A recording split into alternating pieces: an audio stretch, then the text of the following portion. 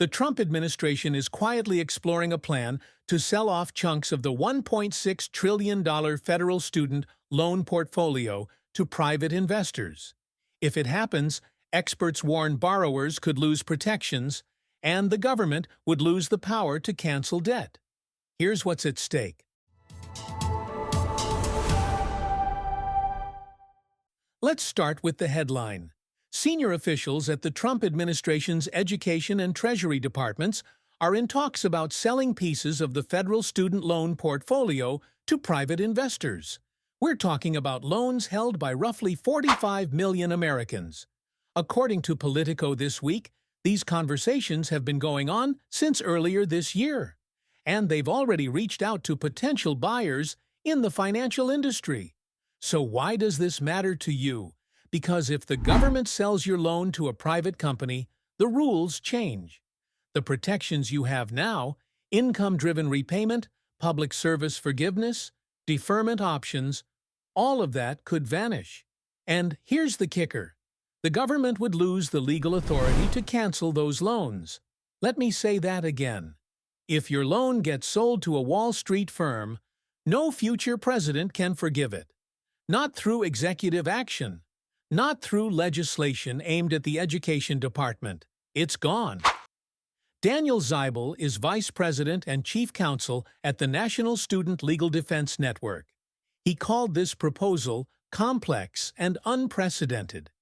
He told reporters it's essentially the reverse of the 2008 financial crisis.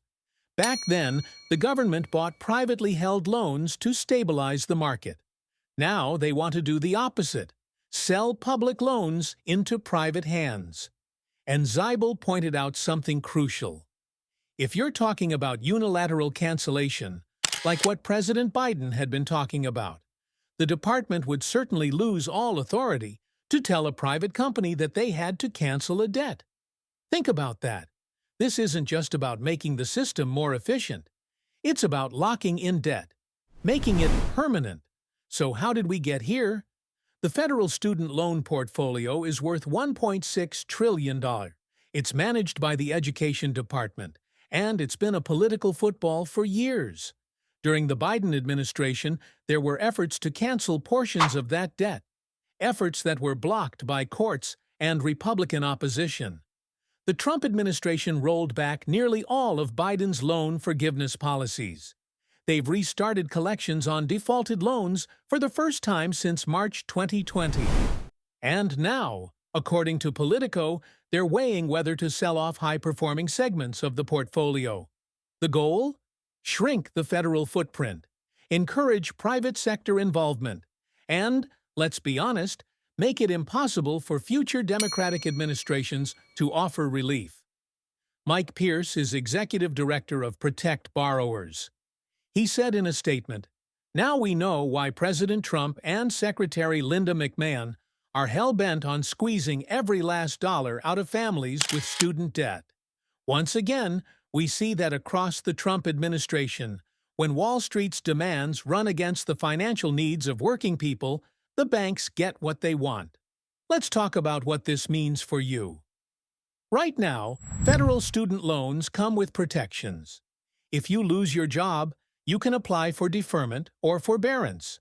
If your income drops, you can switch to an income-driven repayment plan. If you work in public service, teaching, nursing, government, you might qualify for forgiveness after 10 years. Private loans don't offer any of that. Private lenders want one thing: maximum repayment, minimum flexibility. Michelle Zampini is Associate Vice President of Federal Policy at the Institute for College Access and Success. She told reporters, "The federal student loan program is unique because the loans are not originated with the goal of making a profit on them. They are essentially an access tool to enable people to go to college who wouldn't necessarily be able to access that same credit in the private market." She added, "It's hard to see how someone looking to make a return on these loans would do anything but increase as much as they can the amount of payment and decrease the relief programs and the flexibilities that the federal government offers. So if your loan gets sold, expect higher payments. Expect fewer options. Expect profit-driven decision-making instead of public interest policy. Now, you might be thinking, isn't there a legal process for this? Can they just sell off our loans without oversight? Good question. According to Daniel Zeibel, the law does allow the Secretary of Education to work with Treasury to sell loans. But there's a catch. The law says the Secretary has to determine that the sale is in the best interest of the United States and that it will not result in any cost to the federal government. So the administration would have to argue this is good for taxpayers. They'd have to show it doesn't lose money. And given that a previous analysis during Trump's first term found the loans were worth substantially less than expected, that's a tough case to make. In fact, that earlier proposal was shelved when the pandemic hit. But now it's back, which raises another question. Why now? Michelle Zampini thinks it's tied to Trump's broader goal of dismantling the education department.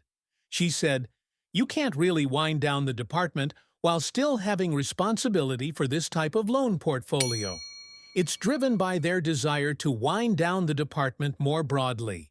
This is the roadblock in their way in many senses.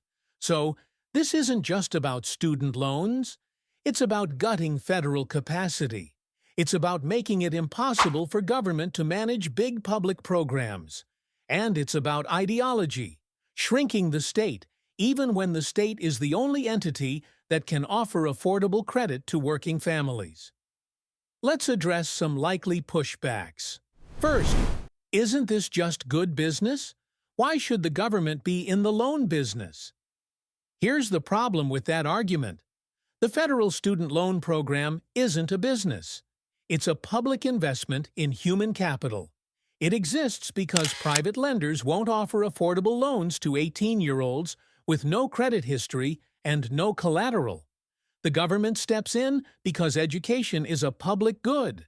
It drives economic mobility, innovation, and civic participation. Privatizing that system doesn't make it more efficient.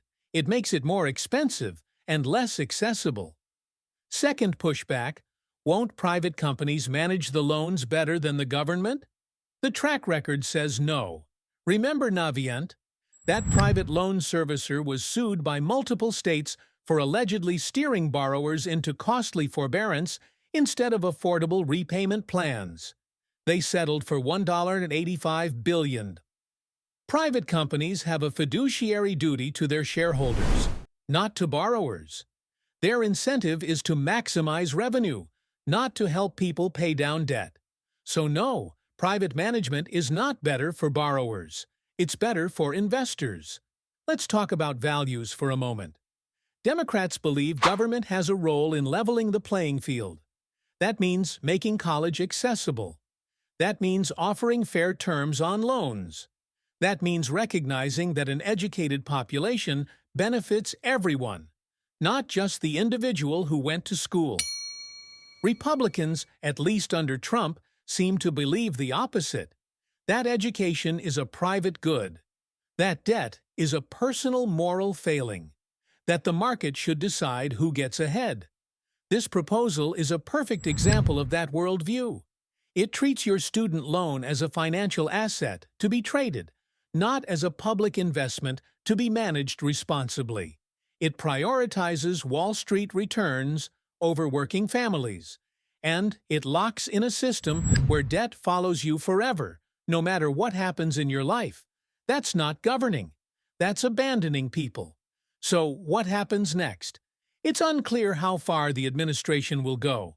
Politico reported that officials have been in talks with potential buyers, but no final decision has been made. We don't know which loans might be sold. We don't know the timeline. We don't know if Congress would try to block it. What we do know is this: the conversations are happening. The groundwork is being laid.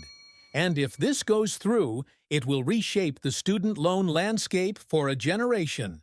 Here's what you can do. Pay attention. If you have federal student loans, track who services them. Watch for any changes in your account or your repayment terms. Ask your representatives where they stand. Do they support selling off federal loans to private investors? Do they think borrower protections should be preserved? Make them answer. And if you care about this issue, make noise. Comment on proposed rules when they're published in the Federal Register. Join organizations like the National Student Legal Defense Network or the Institute for College Access and Success. They're tracking this closely and fighting to protect borrowers. This isn't abstract policy. This is your financial future. Let's close the loop. At the beginning, I said the Trump administration is exploring a plan to sell student loans and that it could cost you protections and eliminate the chance of future forgiveness. Now you know why. This isn't about efficiency. It's about ideology. It's about making government smaller, even when that means making life harder for millions of people. And it's about locking in debt as a permanent feature of American life. That's the stakes. Your loan, your protections, your future. If this breakdown helped you understand what's happening, hit subscribe for more clear, fact-first coverage of the policies that shape your life. If you enjoyed the video, hit the subscribe button and turn on notifications so you don't miss any new videos.